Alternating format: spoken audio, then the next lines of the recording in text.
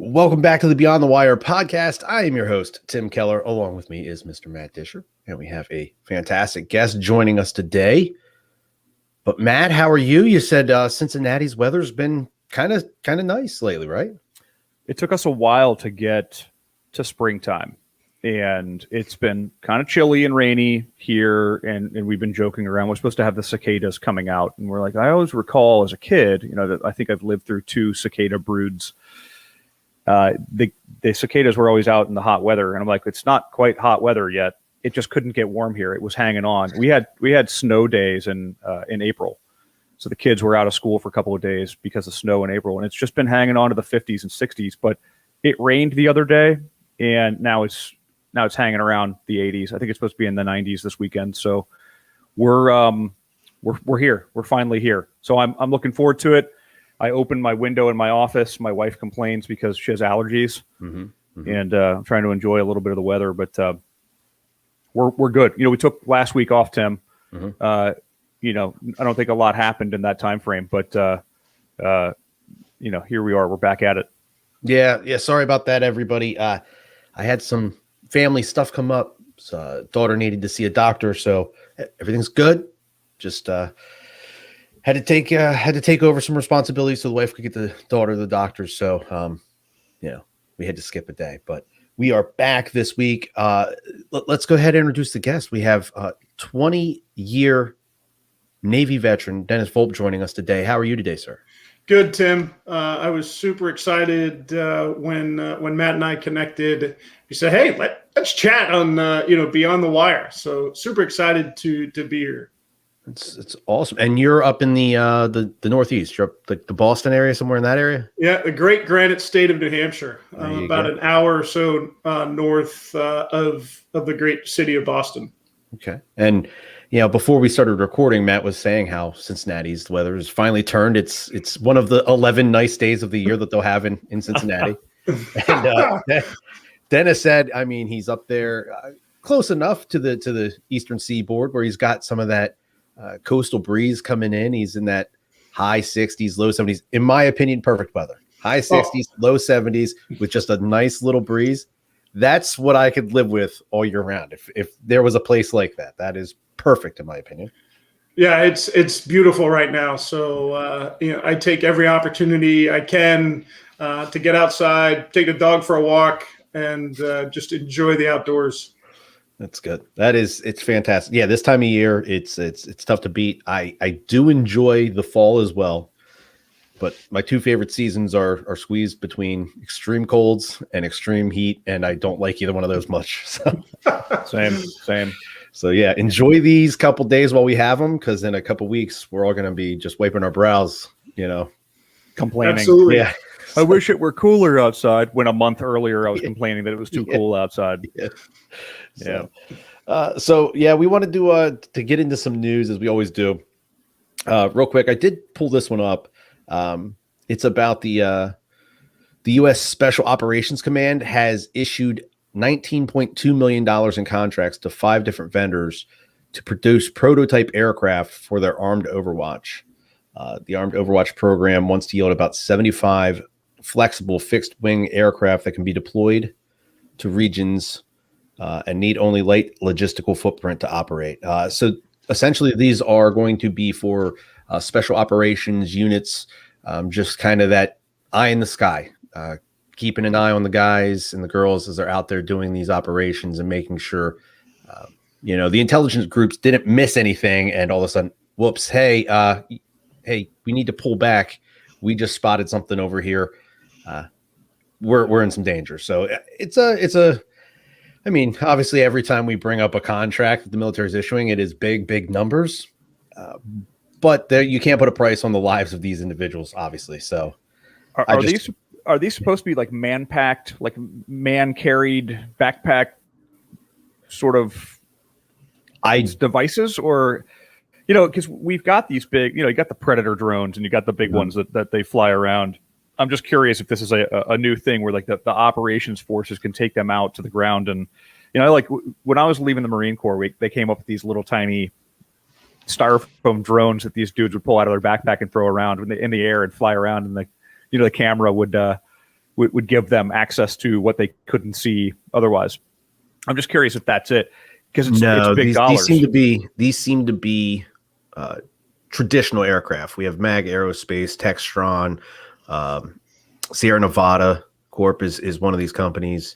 As far as I know, these companies deal with the traditional man-flown aircraft. And they're talking about the cockpits. They do want autopilot capability, but they're also going to have oxygen systems and things like that. So they look like they're going to be manned aircraft for sure. Yeah. But Matt, that's not. And I would imagine that there are special operations units that use, especially with the drone technology we have now, being able to take some of that stuff out, deploy it on their own, and do that forward reconnaissance without having to necessarily put a person in danger. Right. Hey, let's go see what's over this ridge. And instead of, hey, you're the low man on the totem pole, why don't you go ahead and peek your head over? Yay, we're going to fly this drone over top and see what happens. That's where a salute report came from. It was like, let's send a couple PFCs over that hill and get eyes on. And then you got Private Schmuckatelli coming back like, there were between 10 and 100 guys. Yeah. Well, which one? Yeah, that's a big difference. How many vehicles? 74. Right. So just guessing. Did they have weapons? I don't know.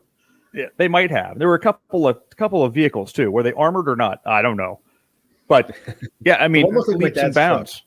Yeah, leaps and bounds ahead of what it used to be, and it was that a couple of guys with binoculars, maybe in ghillie suits if they were lucky, getting on a hillside. But now it is just fly this little drone over the hill and take a look around. For nobody will ever see it. Yeah, absolutely. And it's tough to get into this one, but it is the biggest kind of news out there right now that has to do anything with the military. And luckily, it doesn't necessarily directly have anything to do with the U.S. military, at least as of right now. But Israel is found themselves back at it again. They're exchanging punches over there in the Middle East. We get to see the missile defense system Israel has, which I will be honest, that is extremely impressive, the technology and, everything they put into that. But this is a long standing disagreement and feud, and it's sparked back up for sure. Yeah, it's a tough conversation to have because, without getting into the politics of the thing, and that's where America is sometimes divided, that half of the group says, this property belongs to somebody else, and half of the group says this property belongs to Israel, or half of the group says that, one group is strong arming the other group, et cetera, et cetera. The sad thing to see, no matter how you do it, and this is the unfortunate part of engagement and conflict, is that there's collateral damage. And right now, what it becomes is that civilians are stuck in the middle of this crossfire. There are people walking down the street getting their coffee while rockets are slamming into buildings, and vice versa. I do think, at least from what I'm seeing, I think that Israel is very careful in their answer and their rebuttal. I don't think that they're firing stuff back into cities. I did see a building being collapsed the other day by like a precision strike from missiles from Israel, and it was precision strike. Apparently, they had told everybody to leave that area, but I think the bad guys were hanging out in that building that they collapsed. So it's a tough situation, which is where the Iron Dome comes from. We saw this a number of years back, and I always said this, that Israel could have retaliated. There could have been some back and forth fighting there, but instead they used this high-tech system to knock rockets out of the sky, and it could have been an all-out fight, but it didn't become that. Instead, it just became a defense system, and it was just. You can see these pictures on the internet.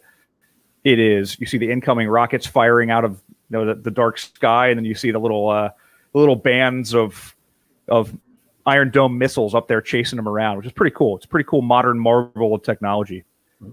Yeah, it's amazing to actually see that technology in action and what it's doing. And I think, Matt, you made a great point. There are, I think there's just losers in this whole fight. Right. And the losers being, those civilians that are literally caught in the crossfire. And I don't know if there's going to be a solution to this anytime soon. But I think there is a role for us as the United States to play. And it'll be interesting to see, what that comes of. Yeah, absolutely. And like Matt said, it is a very divisive topic.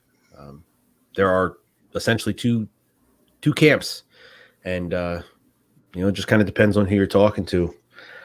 But at my age and in my life at this time, I just wish the world as a whole could figure a way out to just not do this anymore. And as I said earlier, and Dennis agreed that seeing this Iron Dome in action it's marvelous. It's fantastic that we have this technology and we figured out how to use it in a defensive manner, not in an offensive manner. It's just sad that we have to see it being used. Sure. Yeah. And I got asked recently, and probably because of the work that I do in the leadership coaching space, is, what's your number one law of leadership? And it's like, okay, well, really, my number one law, if you do nothing else in this life, is be a good human. Mm-hmm. I think that's a great law. That's a great law. Right. And great law. I think with this conflict, also, no matter what your opinion is, it doesn't really matter what your opinion is on the conflict and whose fault is what and who's doing what. The fact is that it's ugly. And and when civilians get stuck in this and people are not being good to each other, it doesn't matter. It doesn't matter what my opinion is sitting here in Ohio while there are rockets slamming into buildings and people are killing each other. It's funny we say that because all three of us have served in the military, and in some capacity, it was our job at one point in time to probably bring violence or force against a potential enemy. So, kind of ironic in that regard. But at any rate, when civilians are tied up in this, when civilians are involved, our opinions here in the United States don't matter. It's ugly. It's ugly no matter how you cut it. Children are caught up in this, and people's livelihoods are on the line after the last 12, 13, 14 months of, the world being turned upside down, and then this. It's kind of like back to your regularly scheduled program. COVID is over, and let's go kill each other. Yeah. We gotta be careful that we don't get back to that regularly scheduled program. Yep. So Dennis, we like to always talk to the people we have on that have spent time in the military, and ask them. I love to just start off and say, so 20-year career, that is fantastic. Thank you very, very much for your service. But what got you to join the Navy? What brought this all on? What started this journey? Yeah, I think for me, I come from a family of military folks. My father was a Marine in Vietnam. He was a combat infantry Marine. Spent some quality time in the Marine Corps, in Vietnam, in the I Corps area along the DMZ, and all those things that you read in the history books, whether it's Quai Son or Cantien or Waste City, all that stuff. My uncle was also a Marine in Vietnam during the same time. He was in the Central Highlands. I had a cousin who was a Marine. I had an uncle who was a Navy corpsman during the Cuban Missile Crisis. I had a grandfather who was in the Navy. He was a radioman in World War II. And I had a great uncle who was a Marine in World War II and fought at Guadalcanal.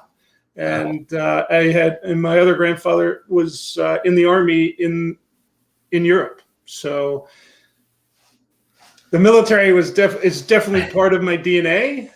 And trying to figure out how to best utilize my strengths and do something and be part of something bigger than myself was something that I wanted to do. Were you the first officer from your family? I was. Awesome. I just want to say, it sounds like you got a lot of Marines in your family. Those sound like pretty amazing people. Yeah, absolutely. Do not forget the Navy doc. He had a naval doc in his family. And the devil doc. I love the doc. The doc is absolutely the best. I mean, some of their prescriptions weren't the greatest. Hey, here's some aspirin and some water, but hey, other than that, they are there for you. but the bone is sticking out. And truth be told, I was actually in the delayed entry program for the Marine Corps before I got accepted to the Naval Academy. Yeah. Awesome. Wow. And my family was the opposite. My dad was in the Navy. My brother was in the Navy. My dad during Vietnam. My brother older than me, so I went in the Marines. So we flipped scripts here, Dennis. We're on opposite sides of that table. Man, that runs deep. So you were in the delayed entry program for Marines. You obviously you had started your process to try to get accepted to the Naval Academy. That comes in and you had to go in, talk to the Marine Corps recruiter and say, shove it, or no, actually they called me and said, hey, I see that you got accepted to the Naval Academy. You're going there. Nice. And it was interesting too, because I was a recruited lacrosse player, and I was getting recruited by West Point and Annapolis. Ooh. And a lot of people ask, well, how did you make the decision? Well, this decision was actually really easy, Tim. Not because of the Army versus the Navy thing. My recruiting visit to West Point, and we started this conversation about weather. Mm-hmm. I went to, picked the wrong time of year. Absolutely. I went to West Point in January. Oh, no. And I was like, wow, this place is really gray and it's cold and it's miserable. And then fast forward a couple of months, I went to Annapolis, Maryland, and I think it was April. And I'm like, this place is amazing. Mm-hmm. Nice. Guess what? Annapolis is almost just as gray as West Point in January. Yeah. So that was kind of my decision tree right there. Yeah. Was weather and when I got to visit those institutions. That might not be a bad choice. We just had a guest a few weeks ago who, she was on the basketball team, and she was talking about they just got bombarded with snow the one winter. They were eating what would she say, like bologna sandwiches or something is what they were getting for their meals. Yeah, not everything is absolutely fantastic down there in Annapolis, but for me, DC, Baltimore. For me, it was service to our country, mm-hmm. In getting those skills, those leadership skills, those small unit and personal leadership skills that I would get as a junior officer. And it didn't matter to me at the time whether that was in the Army, whether that or the Navy or the Marine Corps. So I never planned to make it a career. It just happened. And how did it happen? Well, probably because I didn't think a lot about it. And I knew that I wanted to go into the military, and I wanted to then go into federal law enforcement because my father was a police officer. And then I knew a lot of West Point grads. I knew a lot of Naval Academy grads that were FBI agents. So I was like, oh, well, that's the natural progression of things, I guess. And so I didn't think about it too much. Then I had the amazing opportunity to go back to the Naval Academy as a leadership instructor. And then it was time to decide, hey, all right, am I going to bounce? Am I going to stay in? And I was like, all right, you know what? I've applied to all the federal law enforcement folks. And this was early 2001. I did really well on all of their entrance exams and all that stuff. And then they came back and said, hey, dude, we actually have a hiring freeze, so we'll call you when we call you. Mm-hmm. I was like, okay. So the one option that I didn't put a whole lot of thought into was unavailable. So I was like, what am I going to do now? And then the Navy made it really simple. They're like, hey, you know what? You're doing really good stuff. What if we send you to grad school? I'm like, how much is that going to cost me? No, nothing. Not only is it going to be for free, but we're going to extend you on shore duty, teaching leadership at the Naval Academy for a year, and then we're going to give you a signing bonus. So I was like, all right. Yeah. So I didn't have a choice. And then you gave me the trifecta. I'm like, done. Yeah. Right. And so that was the next 4 years. and then, then you're past the halfway point. Yeah. And you're doing well. You've been a ship handler of the year. You got to go back to the Naval Academy as a leadership instructor, and then you got to you were the number one ranked department head, and you were a Arleigh Burke Award winner. You're like, you know what? I think we could keep doing this. And then I got to go to the Naval Command and Staff College in Newport, Rhode Island, and to get a second master's degree. Wow. And then I also got a subspecialty in counterinsurgency, which was interesting for somebody that spends a whole bunch of time at sea on ships. And of course, was I smart enough to say, well, what are they going to do with a Navy guy that has a subspecialty in counterinsurgency? Well, they're probably going to send him to either Iraq or Afghanistan. And at the time, I was screening for command, and I didn't get picked up on my first look. So I said, all right, well, what's going to be the differentiator for me? And working with the detailers, they're like, well, you know what? If you do an IA, that looks really good on your, for your career. So I said, yes. So then I went and spent a year in Afghanistan with the Army, which was interesting. I like to say it was my Navy appreciation tour. I realized that I liked what I did in the Navy with Marines a lot more than spending time with the Army. Not because they didn't do things well, they just did things differently. And while I was there, I got picked up for command and did my executive officer tour. Then I did my command tour, and that was kind of interesting because it went really, really well until it didn't. It's interesting now with all of this talk about the upcoming Olympics, because when I think about the Olympics, I used to think about the Olympics with a lot of, I was really excited about it and everything else. Now, when I think about the Olympics, it puts me in a different headspace. Why? Because when I was in command in 2014, we were doing a national tasking mission to support the 2014 Sochi Olympics. And from a professional standpoint, Tim, on top of the mountain, right? We were close enough to the Sochi coast that you could actually see the Olympic torch in the foreground of the Sochi mountains. Wow. And close enough that the Russians were not happy that we were there, and close enough that what we were doing was getting briefed to the highest levels of our civilian and military chain of command. So from a professional standpoint, on top of the world. Fast forward a day or so, after we were on station about a week and a half, we had to sail across the Black Sea to go get gas and groceries. And we ended up having a mishap when we entered port, ended up running aground. For those folks that don't spend a lot of time in the maritime domain, our propellers hit the dirt, got stuck in the dirt, and broke. And so we were deemed non-mission capable. And then after a brief investigation, I got relieved of command, which in civilian terms is I got fired.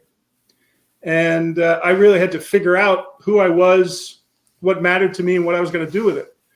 And but that also started really a 24-month process, because for those that don't remember, the non-judicial punishment process is absolutely applicable when something like that happens. Mm-hmm. And for me, that was like a 24-month process between when that happened to when it was finished to when I ended up retiring. And so I had to figure out really who I was, because my identity was in the Navy. Mm-hmm. Mm-hmm. And so, hey, what mattered to me? What did I want to do about it? Who did I want to do it with? And I actually wrote a book about it. So I wrote, last year I wrote Transition on Purpose. And it talks about my story and then takes it to the present day and utilizing the Columbia coaching framework, because I went through the Columbia Executive Coaching Certification Program, and then put transition into that coaching methodology, not just for military men and women, but for anybody that's thinking about career or life transition and wanting to do things differently. When they want more focus, they want more fulfillment, they want more resilience. That's why I wrote that book, because that's what I needed, all three of those things. And that's why I do what I do now as a performance and transition coach.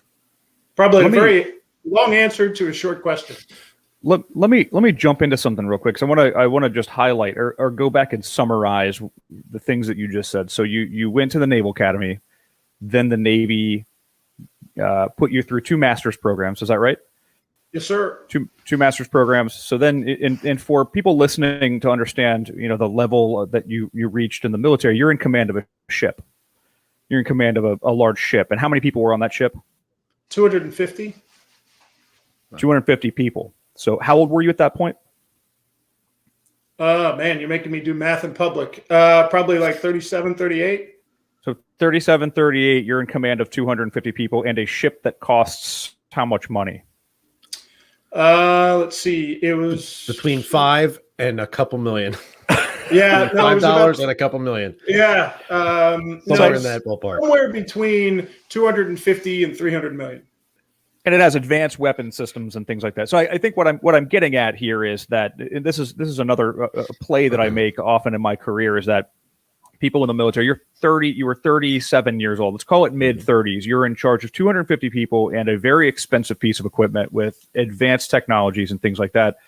Most people will not be in charge of 250 people ever in their entire lives. Most people, when they are in charge of that many people or that type of operation, are probably in their 50s or 60s.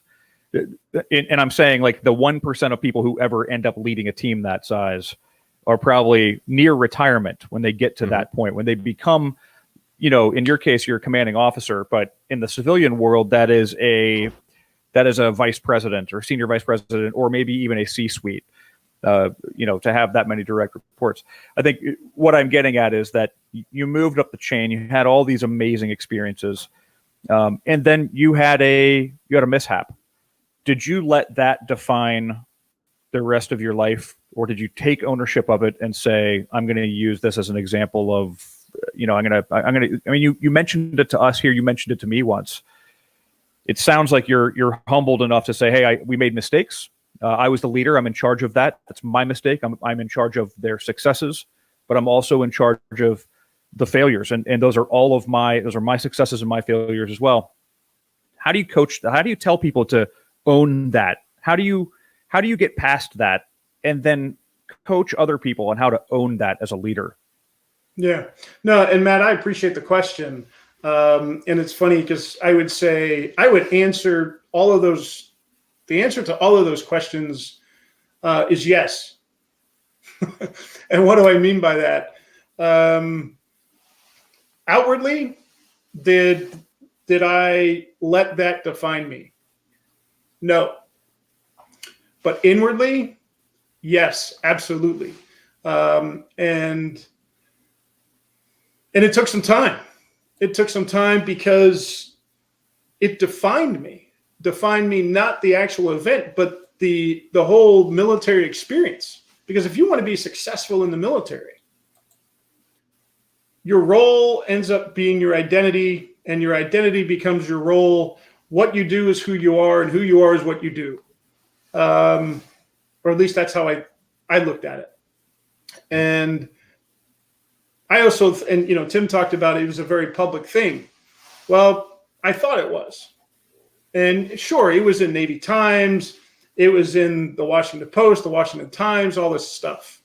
So I thought, and I found out later wrongly, that everybody in the world thought Dennis was a failure. And as a result, Dennis thought of himself as a failure. Right. But what did I learn? Well, first off, as a commanding officer in the military, to your point, you are absolutely responsible and absolutely accountable for what your team does, good or bad.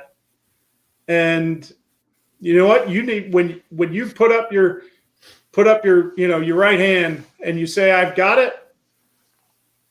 You had it. It's on me. You have the burden of command on your shoulders. Right. And that's what you sign up for. So if things go well, awesome. If things don't go well, that's still on you.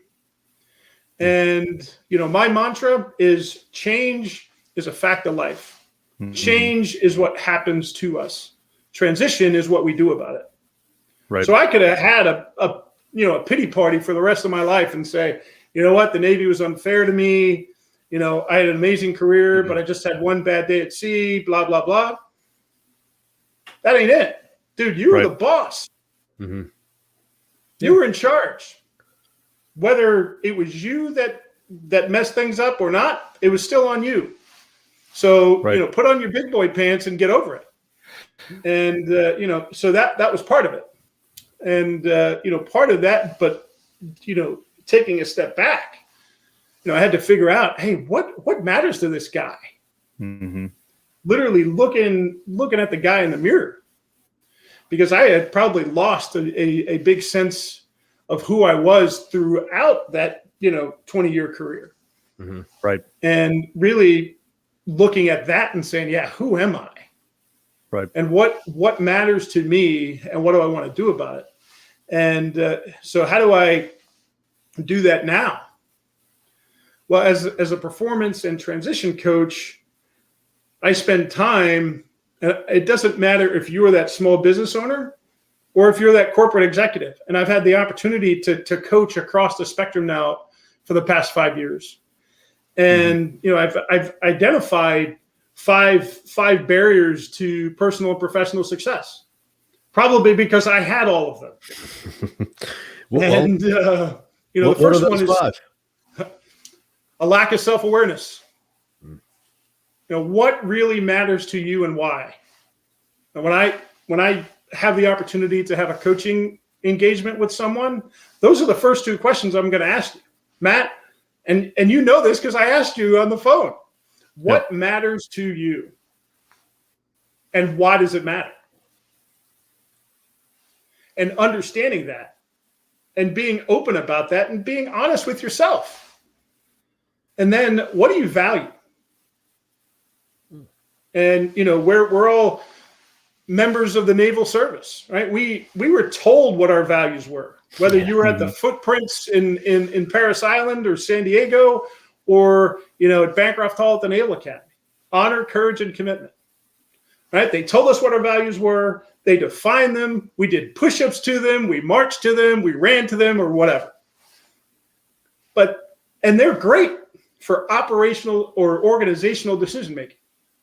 Right. They're not great for you and your personal life. Right. Right. They provide us with a backbone, right? Because I know if I'm going to interact with Matt and I'm going to interact with Tim, you know what? They're former Marines. So I know that we're going to share similar values in terms of honor, courage, and commitment. But what matters to Matt, the man, or Tim, the man? And not only defining them for yourself, but what are the behaviors or expectations that are associated with those values? And identifying, for me, autonomy. Probably because I didn't have a whole lot of it for 24 years of my life. Yeah. But that matters to me. Being able to do what I want to do with the people I want to do them with when I want to do them. Like, hey, can I do a podcast with the Beyond the Wire guys on a Wednesday at 9:00? Yeah, that matters to me. Mm-hmm. Impact, having the opportunity to interact with folks and give them the tools that they need to enlighten them, to equip them, and empower them to be the best version of themselves, whether it's in business or in life or both. That matters to me. Right. Connection. And I know we're live, so I'll try to being able to interact with amazing people who are doing epic shit. Right? That matters to me. Because if you want to be able to do amazing things in your life and do epic stuff, you have to spend time with people who are amazing doing epic stuff. Right.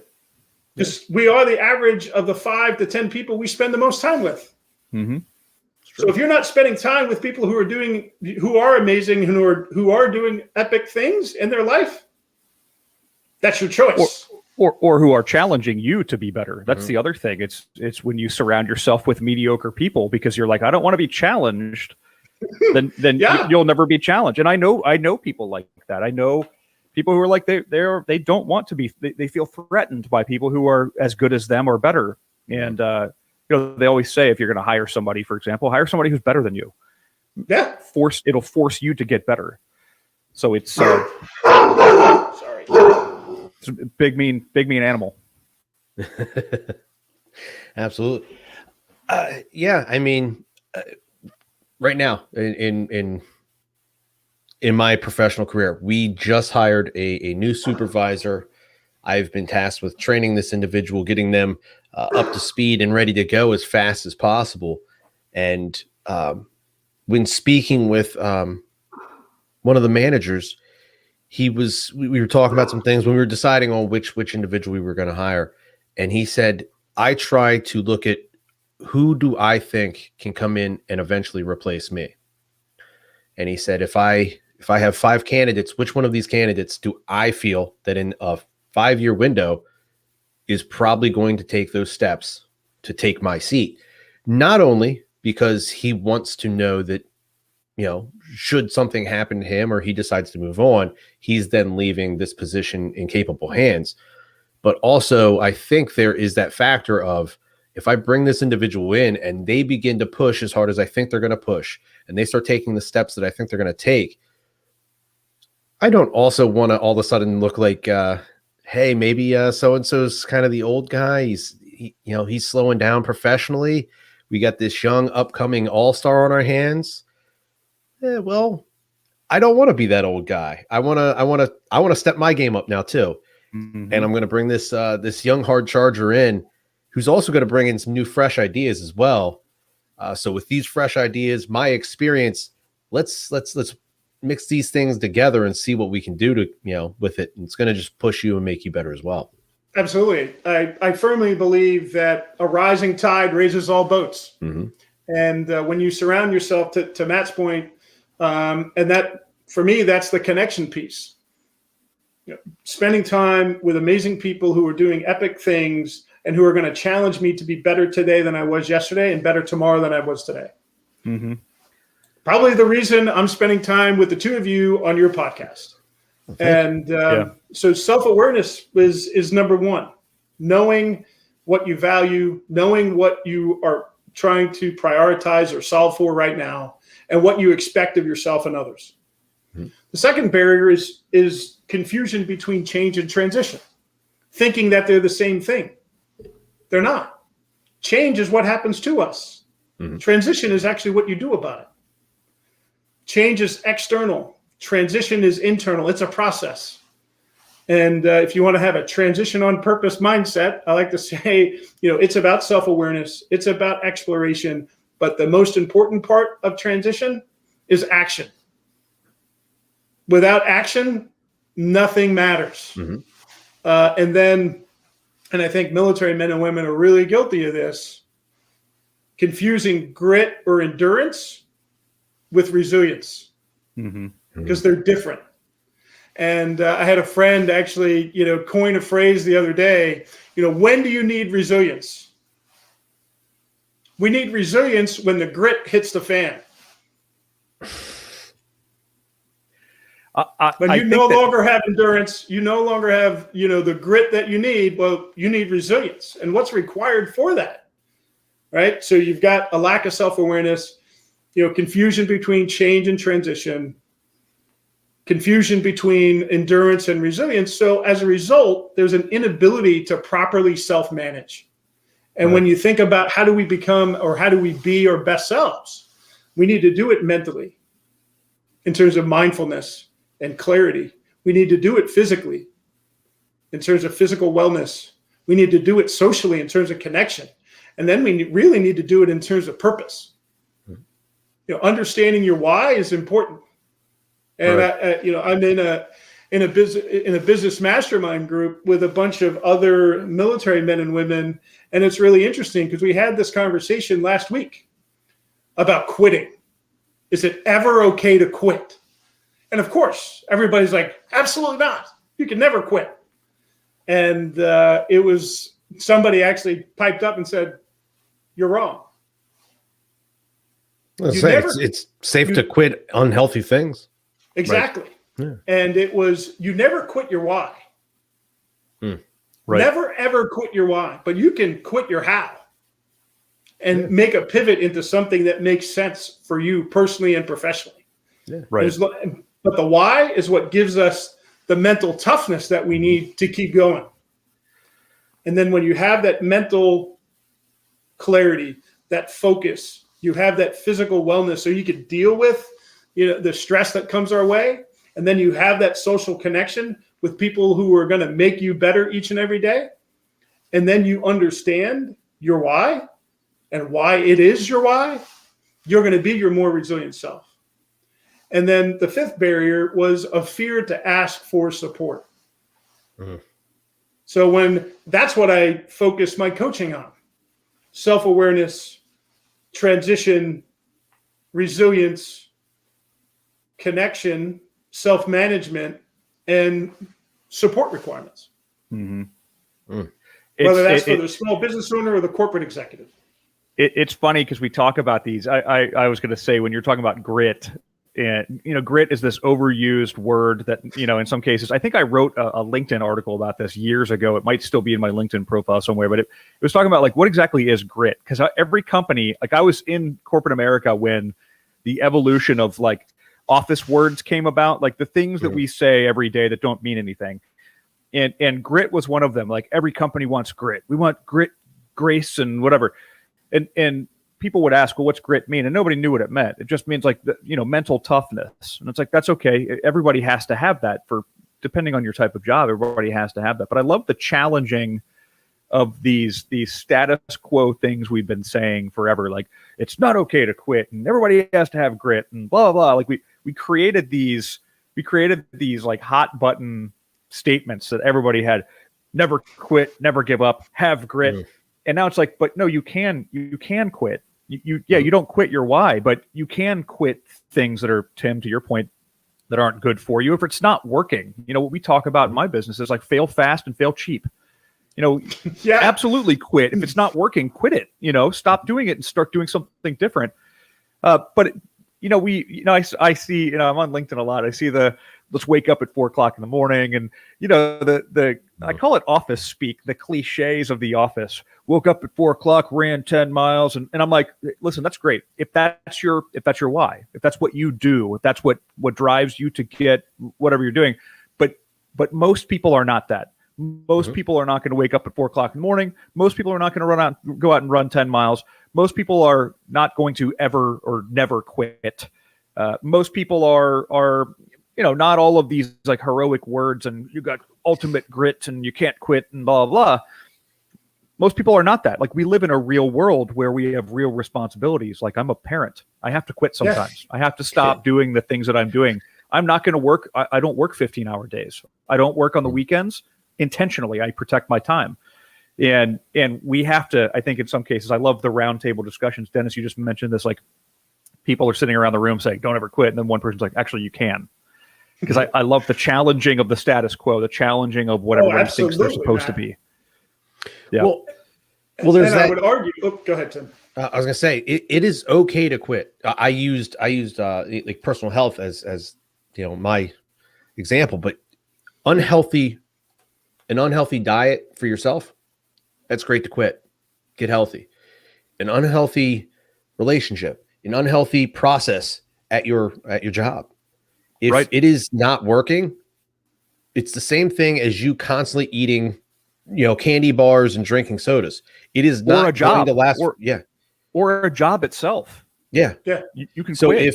if you get into a company and that's another thing, is you had all these young professionals who, studies have shown these young professionals they're transitioners. They get in somewhere, they get a feel for things, and within 2 to 3 years, they're moving on to the next thing.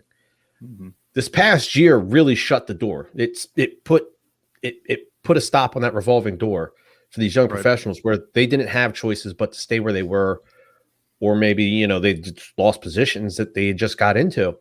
Mm-hmm. And now, you know, we keep reading, we keep seeing, we keep hearing that it is about, that revolving door is about to spin like it has never spun before. I mean, Sure. we're going to Spinning. see, yeah, we're going to see 35, 40% turnover paces at certain companies. Mm-hmm.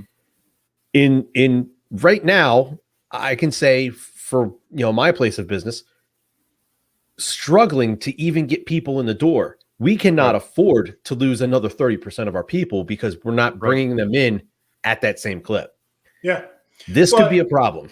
It could be. Well, we're talking about this. It's the turnover tsunami, and back to what Dennis was talking about. You know, what we're realizing as businesses, as leaders, we have to realize how we better engage our teams. How do we keep our teams? How do we make them feel like they belong? And this is an opportunity to, you know, as you mentioned, Tim, the door shut for about a year. The people that would typically be moving didn't move, and now they're all going to move. People have realized their values. They, to Dennis's point, they're starting to understand what they need out of their career, what they need to do. They've had a time to step back, and perhaps companies started operating a little strangely during COVID. Cultures changed. This is an opportunity for two things. One, for companies to get stronger in culture and retain the people that they already have, to keep those people and make them feel like they belong. And in some cases, it's financial. Some cases, it's just a pat on the back, you know, et cetera. But it's also an opportunity for the other companies, the companies who are trying to pick up the talent, to look around and say, well, what makes us attractive? And why would somebody want to go leave business A down the street to come to my business, you know, my smaller company or whatever? And again, it's not all financial. They say that your millennials and younger, those generations actually like to be in the office, maybe not 100% of the time, but they like to be in the office. And they're not necessarily always working for money. They're working for managers. They're working for company principals. They're looking for volunteerism. They're doing all these other things that 20 years ago, 30, 40, 50 years ago, people were like, well, I have to go sit in a career for 30 years and make money and climb the ladder. This generation's not. We're funding our own retirements. We are putting our own money in the bank for our retirements. We don't belong to companies anymore. And so companies have to get really strong on benefits, traditional and non-traditional, in order to retain or attract the best talent in the world. Sorry, Dennis, go ahead. No, I was going to say, yeah, you're spot on. I had this conversation, you know, just yesterday, and you know, and you see this, you know, it's written in books. There's articles on LinkedIn. You know, people don't leave companies; they actually leave their boss, and very often they leave their boss when they don't feel valued. Period. Right. You know, humans, we as a species like to feel valued. Yep. And when you don't take the time to know your people on a personal level, as individuals, what motivates them, what they care about, what they're trying to solve for in their life, and give them the tools to do that, they're going to find it somewhere else. And you know, I'm on the Forbes Coaching Council, and there was an expert panel question, you know, the other day. You know, if you're a startup, if you're starting a business, and you're worried about establishing the right culture, how do you do it? And we've talked about it. Well, you have to sit down and identify what you really value as an organization. Not only what you value, but what are the behaviors that are associated with those values, right? Because culture is about the character of a team, the character of an organization. And character is simply our values in action. When you say that man or that woman, you know what? They're a man or a woman of character. That's because they live their values. It's the same thing for an organization. So you have to identify your values. You have to define what they are, but also define the behaviors that are associated with those values. And if you want the right culture, you have to reward the appropriate behavior. And if you don't, then guess what? People are going to leave. Right. Yeah. Right. Absolutely. It is. That's the difference between great cultured companies and toxic cultures. I've worked in organizations like that where, you know, people didn't enjoy coming to work, and all it took was a little tap on the back for people to jump off the edge and just say, I'm out, I'm gone. I'm out. So you should have multiple things tying people back to your business, back to your team, multiple things. So if one of those ropes breaks, you still got 4 or 5 other things that make people want to stay. But when you've got one thing that people are hanging on to, pay, for example, hey, they get paid really well, but everything else is terrible. You can get paid somewhere else. I mean, I've jumped ship before for lesser pay because I didn't want to get out of bed anymore and go to this job, and I mean, it's the truth. I've also jumped ship for more pay and only more pay, Yeah. I've done all of these things. I always joke around, like, I swear every scenario we cover, I've done it in my short career so far. I'm not really that old, but it's happened to me already. And so I'm always like speaking from experience, but I think, we've all been in that situation where we could make those changes and make those differences. It just, a company has to want to keep people there. There's a cost to turnover. There are different algorithms out there, but turnover costs money. And it's oftentimes what you'll find is it's cheaper to maybe even pay somebody a little bit more, or cheaper to give them the non-traditional benefits a little bit just to keep them hanging on, versus trying to replace that person and losing 6 months of productivity and bringing a new person on. Yeah, the cost of retention is a lot less than the cost of replacement. Absolutely. Right. And Dennis, you brought this up a couple times throughout the episode now, and that's you finding your why, or things of that nature. This past year gave people a lot of time to really sit and ponder, and I think a lot of people might have started to zero in on what their actual why is, and that's why that's going to be another part that leads to this turnover tsunami. But yeah, I agree, and that's why self-awareness is so important, Tim.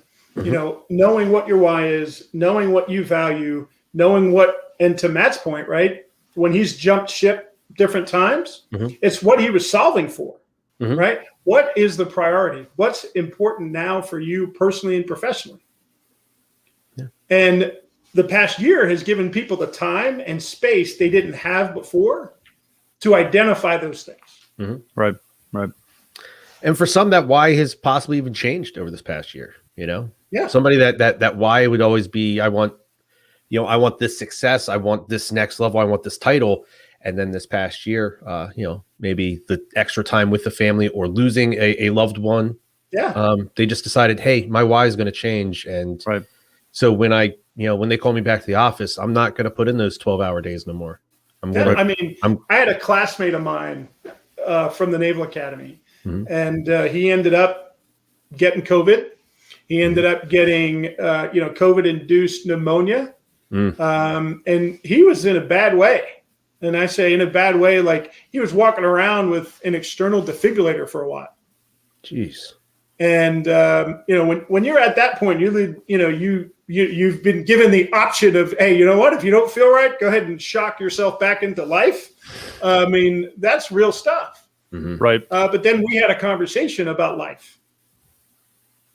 And we had a really long conversation about, hey, dude, what does success look like for you now? And, so we actually identified, hey, what does the ideal work week look like? What does the ideal week look like? And once we did that, once we took that new awareness that he had and then defined what the ideal reality was, and then established the boundaries that make sense to allow that ideal stuff to happen. Yeah, his reality has changed. Yeah. And he is absolutely more focused on what matters to him. Yeah. And it's awesome to see. Yeah. Before we get out of here, I'd just like to say, we keep going back to the why. As a tip to leaders, the more you can find out about your people's why, the more you can ask and just get involved, and just people love to talk about themselves. So just ask, hey, what brought you here? Why are you here? Hey, I see you're putting in these 12-hour days. You just like, the extra time, everything good at home. You just trying to, move on up. You're looking for that promotion. The more you can learn about everybody else's whys, the deeper that connection is going to be, because there's going to be that connection that Dennis has brought up before too, that they're sharing these personal insights that maybe they don't share with too many people, but you're also then going to have the ability to better guide them and better direct them. Hey, I know this is what you're looking for. Here's how we can possibly get that done. And here's my why. Here's your why. This will help us both out. and this goes to the top ranks too. The executive leaders, I have worked in places where the executive leader CEO would roam the hall, and you could stop and have a handshake and have a 5-minute conversation. That does wonders, especially for the young careerists. Holy crap! I just stopped and talked to the CEO or to the executive vice president of something, or what have you. On down to the middle level management. Stop in and talk to people that you otherwise wouldn't talk to. It works wonders. And I think that I've also worked at places where, the senior executive team would not be approachable at all. And do you feel like you're tied to the company? Do you feel like you're tied to the greater mission? Not at all. Not one bit. Now, I realize we're in kind of a weird space right now where everything's virtual. People are doing Zoom calls, it's Zoom overload, and people are probably, for the most part, you're going to have a certain percentage of people that don't go back to the office. But in those moments, it's also another opportunity for executive leadership to engage, to recognize people via email or drop in on phone calls or something like that. So that's one of those things that is passed up by executive leaders quite a bit. I know that they're aware of it, and sometimes they don't have time, but they got to take the time because it's arguably one of the most important points of leadership. Easy for me to say. Yeah. I was going to say, especially with what's going on right now, instead of being that C-level executive that if you walk down the hall, you might encounter 3 to 4 people. Okay. Those 3 to 4 people could be all on different teams. Mm-hmm. If team A is having a video chat on a Tuesday morning, take 10 minutes of that Tuesday morning, hop on that chat. Now you've just interacted with the 10, 15 people on this team in those 10, 15 minutes. And then, the next day, that afternoon, Wednesday afternoon, you have team B that's having me. And over 20, 30 minutes throughout your week, you've now touched 50 people in your company that the opportunity for these individuals to reach out and touch these people, that are underneath them. It's even easier now. Yeah, I got asked recently by someone who had been an independent contributor for a long time, and now they're a team leader. Mm-hmm. And they're like, "Hey, you've done this leadership thing for a while. What's the biggest piece of advice that you would have for me?" Because they're like, "I'm a little bit frightened about this new position," and said, "Well, besides being a good human, like we talked about earlier." Right. Be the leader that you've always wanted. Yeah. That's absolutely right. Be the leader that you've always wanted. Absolutely.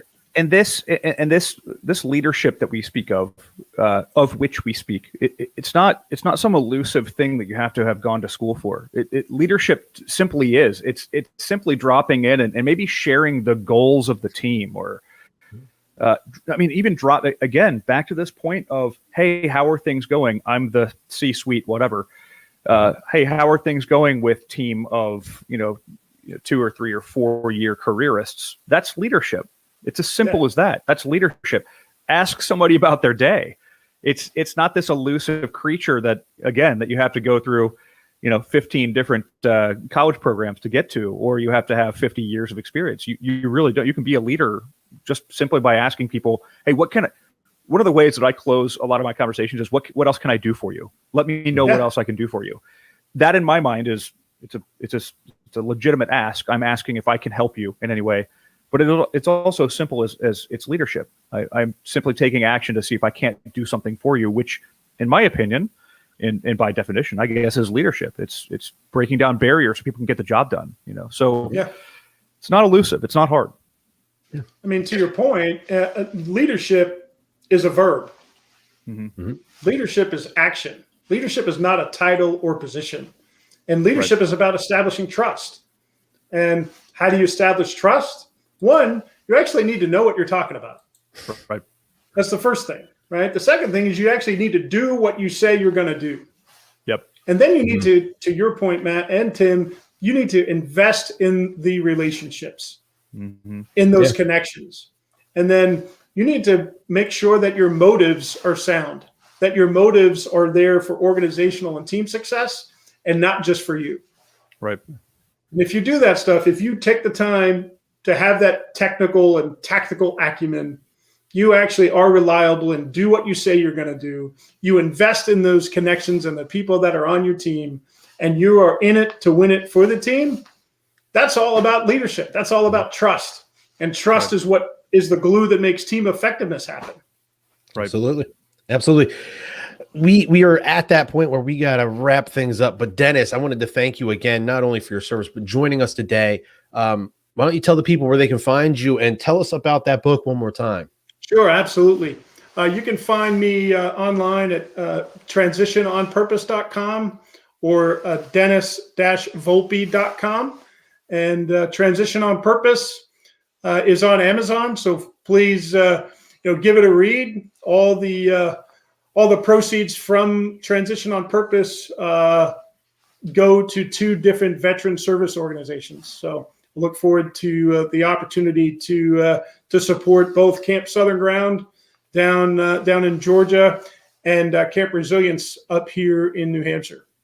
That's fantastic. That is absolutely fantastic. So Dennis, once again, thank you very much for taking your time to be with us today. We appreciate you very much for sharing. Matt, as always, it's great talking to you. Listener, you can find us on all major social media platforms, as well as all major podcast platforms.